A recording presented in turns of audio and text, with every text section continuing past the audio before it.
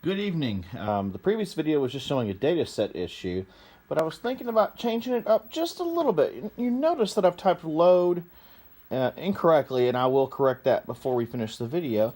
But I'm going to do a loading demonstration of David Murray's, the 8-bit guy, playing it X-2.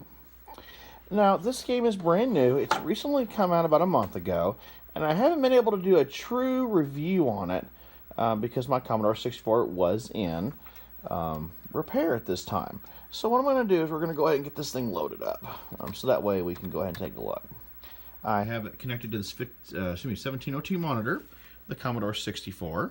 A 1541 and the data set is right above it, so don't worry about that. And I apologize for the mess in advance. I'm at work, so we've been really busy.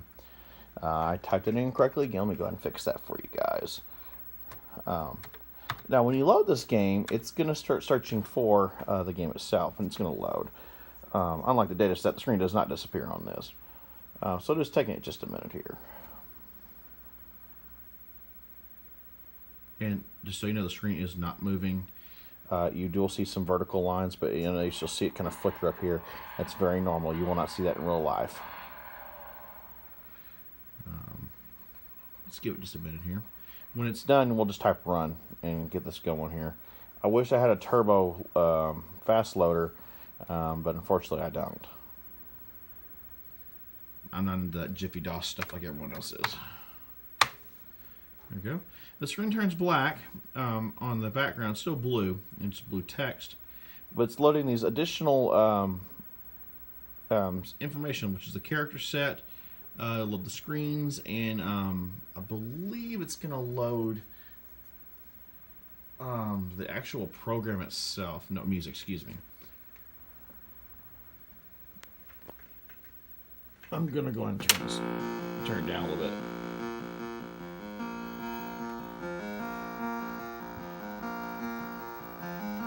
Running pretty good. Now you do have an option to start the game, select your map, and your difficulty.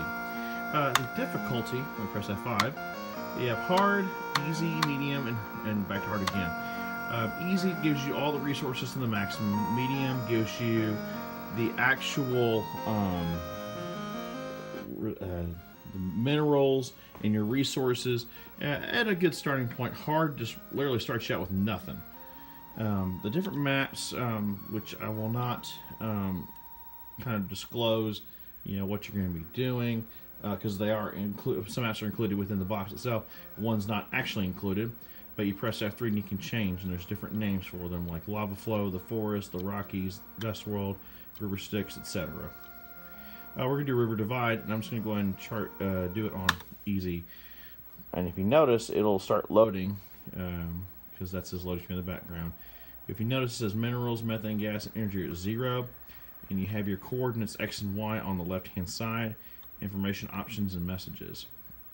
I'm going to give you a couple of keycaps to look into that you'll press if you want to go ahead and switch between two things. That way you can kind of get yourself into this game if you choose to buy it.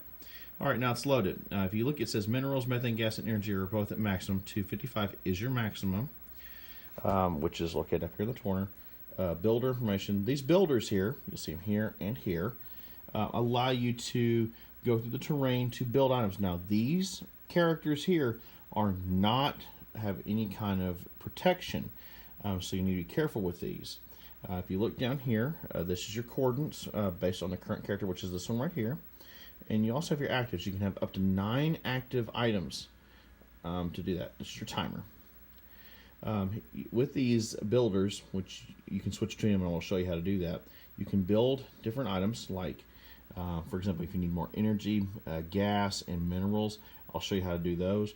Bulldoze means it destroys a particular part of the landscape. Pickup means if you have any kind of minerals, you can take them back here. I'll show you how to do that. Drop off means, well, you can drop it off at this location here, or at any location listed on there. Now, the keys are a little bit different, because if you played on the emulators, you're using the arrow keys to move around, which is the same thing here, but we're going to be using W, S, A, and D, much like you would use on any modern video game, up, down, left, right.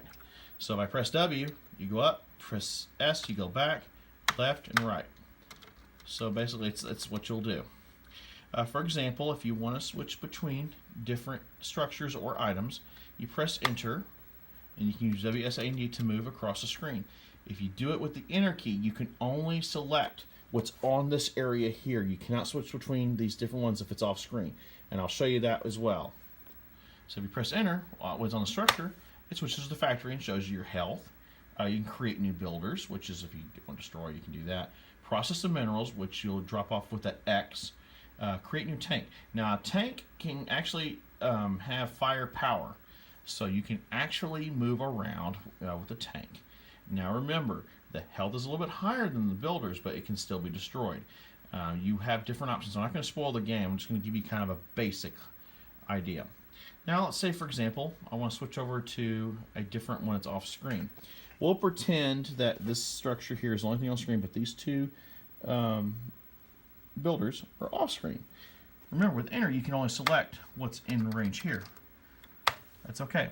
Now, you see the numbers down below, the coordinates you'll have 0, 1 through 9.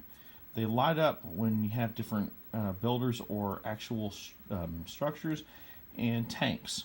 So, for example, let's say number 1 is off screen. I press number 1, it switches over.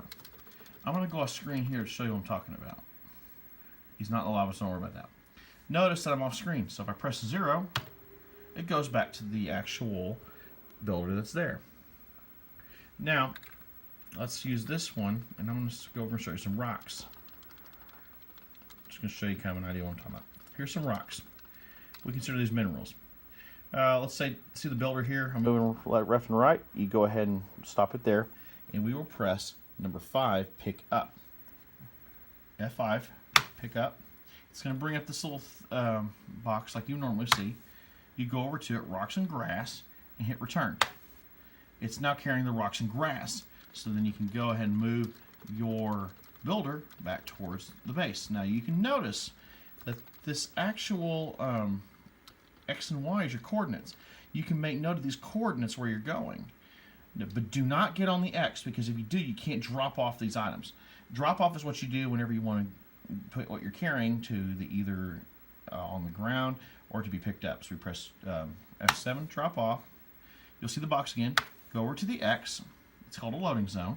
Press Enter. And you're like, oh wow, well you're not done yet. You still got to press Enter and go to the structure of the factory. Now you'll have different options. You can process the minerals, which is F5, and it's going to start working. Now you're like, oh, I can't do anything else. Well, not necessarily. This is a true multitasking game. You can actually go back to a different item or different structure while it's still processing. But in your goings here, you'll have different things. In addition to minerals, which is what you'll need for energy and processing, you press F1. And you can build different things like a missile silo, solar panel, gas refinery, brick wall. A brick wall protects your structures. The gas refinery is used for gas pockets where you can get energy and methane gas, which is used to build other items. The solar panel is for energy, which is solar energy, obviously. Your factory will allow you to process more things. But when you build these things, they take from these actual specifications, your energy, methane gas, and minerals. They are your building materials. But you can also build a bridge, but I'm not going to spoil that for you guys. So let's say, for example, I go back. I'll hit cancel. I'm going to go back to the structure. I'm going to show you what this... actually, you can't really do anything, but you can build things just like what you did there. Uh-oh, we're going to get destroyed. It's gone. I did not expect that at all. But you can hear the sounds too.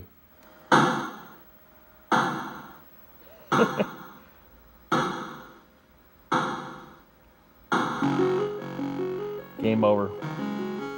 But if you look here, they are pretty quick. It's 6 centuries, which is like what our tanks are. They had these little other, the actual protoids, and they had 3 bases. Notice here, he destroyed one of my builders, destroyed my actual thing. Which is another reason why you probably want to build another factory, because once they do all the factory, it's gone, which means an extra one would actually buy you some time. But I'm going to let someone else deal with the full-blown aspect of the game before I actually do a professional-based investigation and full-blown review of the game for you. And I hope you enjoy this game as much as I have. I've only won one game, and it's pretty tough, considering that I've never really played on a Commodore 64 before, so this is very new to me. But thank you for the 8-Bit Guy for providing this game for me to take a look at. I actually paid him for it because it was worth his time and his effort. And to all the beta testers who are listed in his video that have looked at this game, you've made this an awesome game, and you have a great evening.